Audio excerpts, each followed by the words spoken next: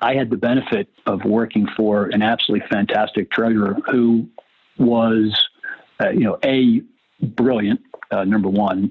Two, he knew exactly what he wanted, and there was no ambiguity about it. So he set very high standards, expected them to be met in a time frame that was fair but compressed, and we just got after it. I mean, and if I think about how that compared to Old Dominion, which was in fairness a smaller and not as agile and nimble entity, and again a little bit more of an old-fashioned sort of utility versus a growing industrial, the contrast couldn't be more clear.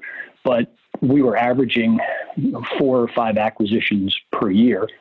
And so you literally get done with one and you move on to another. And they ranged in size from, very small, relatively speaking, to very large. And so it was an exciting place to work. I mean, I came home as energized in the afternoon as I often felt going in the morning. So the energy level just was high and remained high. So yeah, it was a fantastic environment to work in.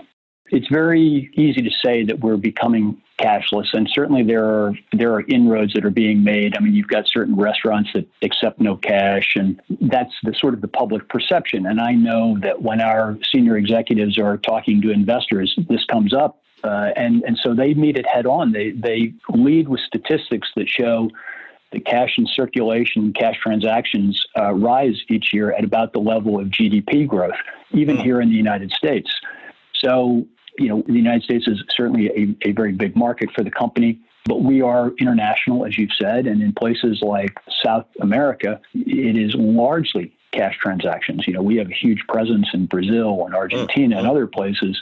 So, these are issues, as our CEO says in these meetings, the people who are asking these questions, you're the 1%ers. Yes, you may not be using cash as much as everybody else is, but there are a lot of people out there that are still operating on a cash basis. And the city of Philadelphia, for instance, has recently passed a law that says that restaurants, retailers have to take cash because they've found, like Sweden is backing off of their position, that it was discriminatory against the old, the poor, tourists, things of that nature. So this idea that we are becoming cashless is fanciful, but not really true, and is not borne out by the facts.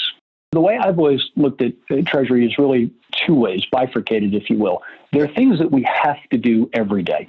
Cash has to be collected, it has to be reconciled, reported, invested, or lines reduced or drawn upon. That's, as I like to think of that, that's the amino acids of Treasury. It's the most basic form of life.